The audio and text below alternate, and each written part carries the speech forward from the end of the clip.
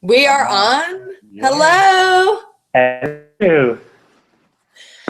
We're on here with Jody Gamel.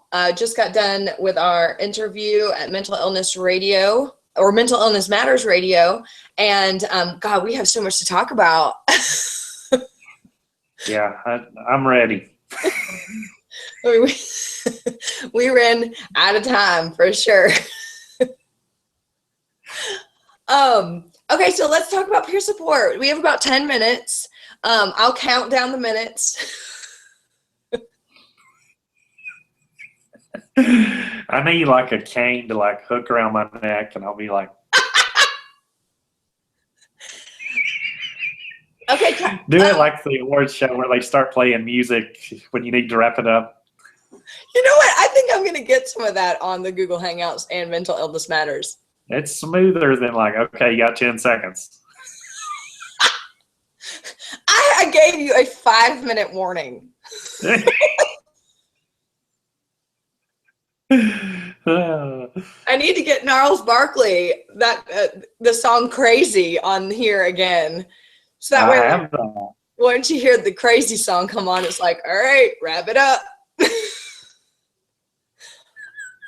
So, okay, let's tell people, okay, I'm always talking about peer support on the radio show and everything else. So what in the heck is peer support? If you really want to find out, go look at our videos on YouTube at Jody and Chrissie, and we talk all about peer support, and we need to do a new video soon.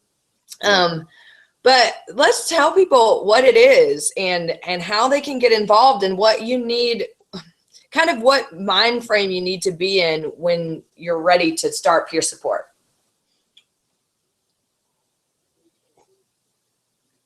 Jody? Okay. Yeah, you kind of cut out on me. You want to know about peer support? Yeah. It is officially the coolest job on the planet. Your job, first and foremost, is to work your own recovery. So, I think, here's a quote, the unexamined life is not worth living. So, as a peer specialist, you examine your life through the eyes of the recovery lens.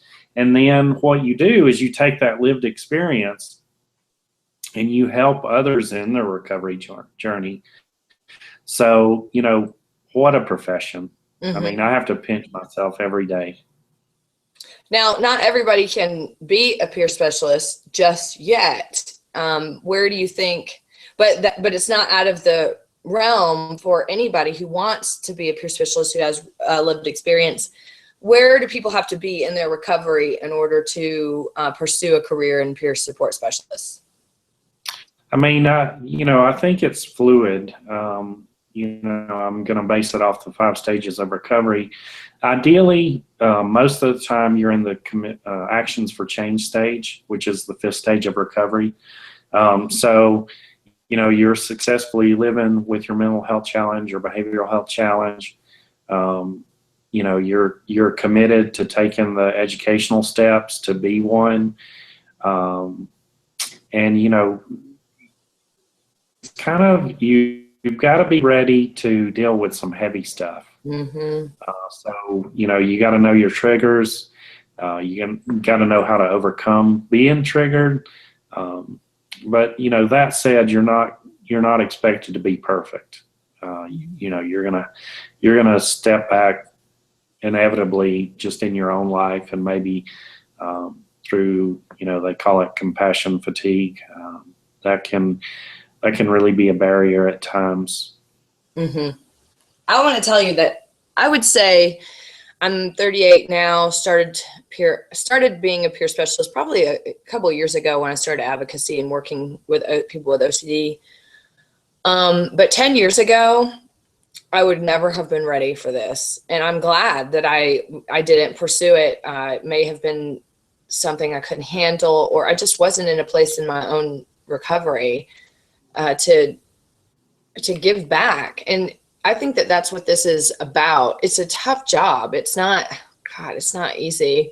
And Jody and I both will go, we'll go through a couple of weeks sometimes and go, I can't believe this is my job. It's awesome. And then one week it's just there's so much vicarious trauma and just watching what other people, it's hard to see people where you used to be and try to get them to a point where you can say, I know what this is like. And they can't see that they can be anything other than the life is limited stage. And that's difficult. And I don't know. I mean, like I said, I wouldn't have been able to do this in 10 years. 10 years ago, what changed for me was full acceptance of my disorder, and that I wasn't, not that I'm never going to get better, but that there's no cure. It's not going to go away.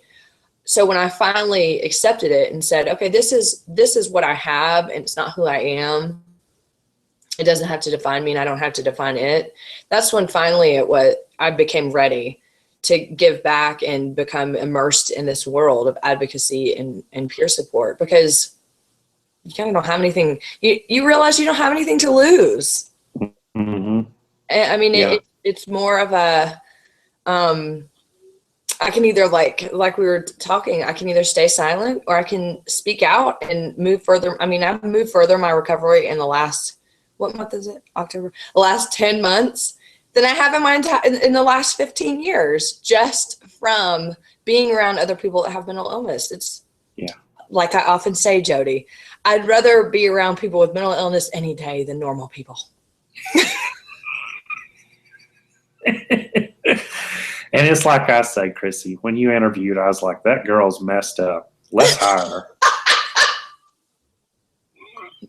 She's messed up. Offer her the job. That's right. She is so much of a hot mess. She can't help but help people. And that's typically how I end up helping them. Just being a hot mess. So let's move on to like the final piece of it, Jody. How do people become a peer specialist, and how do they know that they're ready? Okay. You know, I think that you can say you're ready when you can say, okay, I'm willing to risk everyone knowing a very lesser known part of the aspect of my life. I'm going to let them know that I have a mental health challenge, and that is the scariest thing ever. And you have to say, okay, I'm ready for the educational commitment that it takes. I mean, there is a formal training for a peer specialist, so you have to be open to that. And I think ultimately you have to say, you know, you commit your life to this. I think it's a lifelong profession. I mean, whether you're actually working as a peer specialist, getting paid for it, or doing it, I hate to say hobby, but doing it in your own personal life, reaching out to those that have mental health challenges and saying, you know, you're not alone, because that's what it's really all about. You know. Yeah, I think Jody, I'm sure you'd agree. There's like a line that you have to be at a point where you walk that line of, this story of myself does define who I am and where I've gotten to in a positive way, but being a peer support specialist isn't about you. And that's the hardest piece. And I always admit that was the biggest thing, was learning to listen when I became a peer specialist. Was, oh, this is going to be great. I'm going to share my story. Yeah. That's not, you're not really sharing your story that much. You're sharing it in a way to relate to people and help them through times, but it's all about listening, effective listening. And if you don't know how to listen, don't go for it, because you ain't going to be good at it. Yeah. And be prepared to listen to some things that are very hard to listen to. You know, one of the things about having mental health challenges, more than likely, you're going to be a trauma survivor, or you're going to have trauma that you haven't dealt with. And, you know, you got to open up yourself as a peer specialist to hear those traumas. And it's not easy to hear, but you've got to stay with that person and help them. You know, ultimately you're working to let them have a life of their choosing. One that they can be successful in. But and then I want to say this about the story, and this is a topic for another show. Telling my recovery story and formulating it on paper was one of the most cathartic processes I've ever been through. So, think about your recovery story, and we can share with you how to do that in a future video. Yeah. And go check out our videos at YouTube. It's Jody and Chrissie, isn't it? I'll find the link. I'll put it on Facebook. Any final thoughts? Let's see. Final thoughts.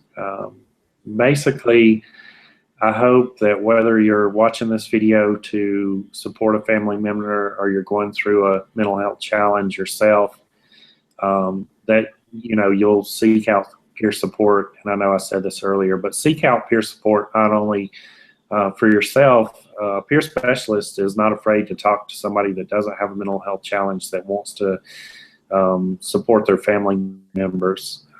There are a lot of people that do. So, go for it. Reach out to people like us. It gives our life meaning, and it can be a real support in your own life. And if you have any questions about peer support or whether or not you think that's something you want to pursue, you'd be good at, or where to get started, you can email us at, God, what's our email? jodyandchrissie@gmail.com. God, too bad I can't put it right across the screen there. Yeah. Just don't give them our password. Do I remember it? Yes. Let's see. I've got it written right here, but I'm not going to put it on camera. It's JODYandCHRISSIE@gmail.com. Yes. We're here to just encourage you. If this is a path you want to pursue, we need good people. We need people, to infiltrate the field, because it's possible for anyone to recover. And I get so tired of hearing, oh, well, if people have schizophrenia, if they have schizoaffective disorder, if they have bipolar, there's no hope for them. That's bullshit. We all know it. It is. I just get so tired of it. Anyone can recover. Anybody can live a successful life no matter what they go through. It's just most people need to see that that's attainable, because the diagnosis in itself can break them down. So that's what we're here for. That's what we do. And we hope that you'll join us. Absolutely. Well, Jody, thank you. As usual, we will be putting on a video sometime soon. I would love that. Both of us went into new jobs and new positions, and it's almost like it took Jody and Christie's life and threw it up, and it's been like this. It's been like that thing, those things that blow up and wave. Yeah. I feel like that's my life. We lost our prison library. We got sprung from the Hooskow. Now we're on the loose. So stay tuned. If you haven't liked it yet, please go like my Facebook page, Mental Illness Matters Radio, and also Mental Illness Isn't a Trend, and post a photo of what you want to tell the world about mental illness. Jody, thank you for coming on. I'm sure we're going to have you back on. We obviously have a lot to say. Absolutely. I could go on for another hour. See you. Okay, thanks for tuning in, everyone. We'll see you for a special broadcast tomorrow night, actually with Kevin Hines, who has an indie film coming out about suicide prevention. I'm so excited. He's awesome. So it'll be kind of like a special non-scheduled event. So excited to hear from him. He survived a fall off of the Golden Gate Bridge. So wow. Yeah. He's incredible. So we'll be on with him tomorrow on Mental Illness Matters Radio, and then a follow-up recap here at Chrissie Hodges Google Hangouts. So have a wonderful day. We'll see you tomorrow on air. Bye.